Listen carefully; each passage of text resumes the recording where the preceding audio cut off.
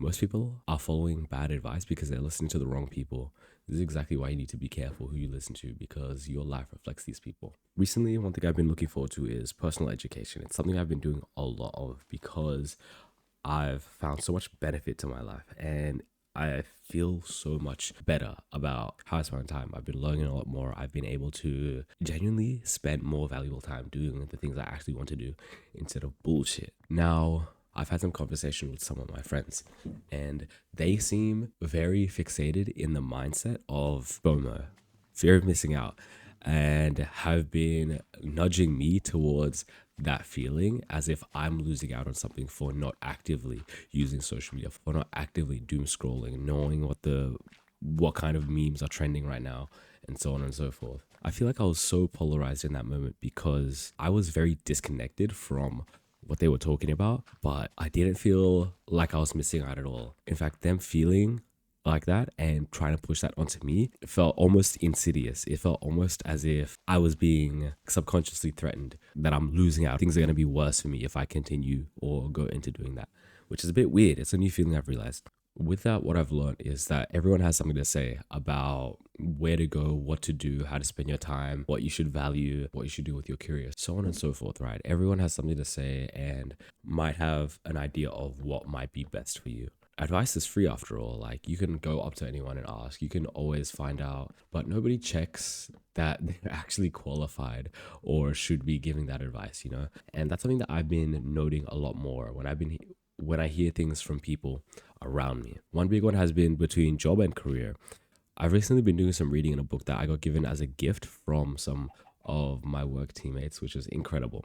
The book is called Micro Habits, and one of the first habits that is gone over in the book is personally understanding how you view your job. If it's something that you truly value or if it's something that you use as a transaction. Now, for me, it's something that I genuinely value right now, but I'm not so attached to it that I wouldn't give it up if I had a significantly better option.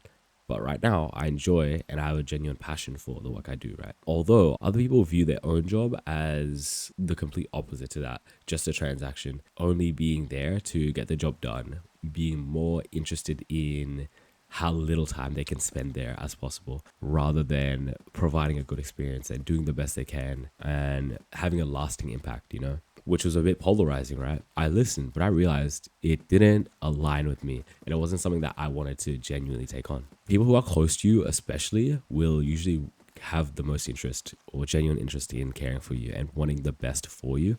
So they'll usually try and provide you with as much information or guidance towards whatever the thing is that you want to do.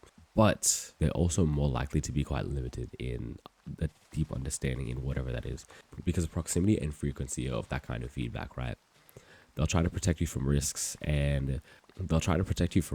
but might actually be protecting you from growth. One example is recently I've had a lot of interest in personal education and then leading that into tertiary education. Although someone close to me let me know that they don't value tertiary education because they view it as just a piece of paper. Now, for me, following my last example of viewing my job more so as a career and a calling rather than a transaction, I find having that depth of experience that I can use further on in my life rather than just in that job as well. Take that skill set and turn that into something for myself. One thing I want to do later in my life is run some kind of financial advisory for people who are struggling financially because it's something that I've had to deal with quite a lot throughout my life. And I'm only now learning to get out of the hole I'm in and fix these issues. But I know so many people deal with it. There are so many statistics about people living paycheck to paycheck, not being able to sustain a genuine living, not having enough money saved to cover an emergency. I want to help them, you know?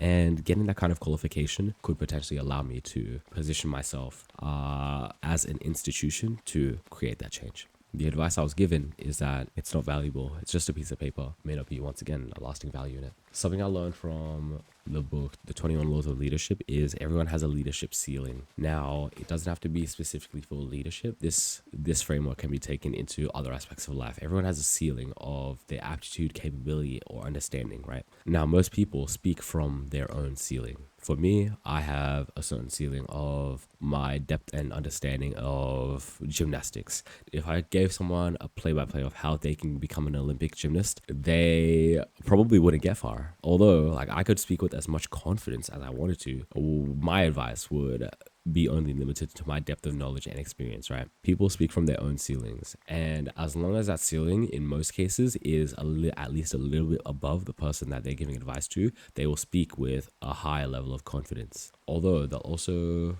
mention their fears and their hesitation limitations. Those fears become your limits. It hinders your opportunity or hinders how far or how high you can push your ceiling. If someone gives you some kind of advice, like some kind of negative feedback saying that won't work, they're probably saying that it didn't work for them, so they wouldn't want to push that risk onto you. Every opinion you accept shapes your decisions, and eventually these will turn to influence you and your decisions. Eventually, you are pretty much just getting hoed by everyone around you. You're pretty much accepting to live in the constraints of the mindsets of the people around you. And then that limits anything like you can do for yourself. But it doesn't have to be like that. You don't need to cut people off or make a huge change in your life.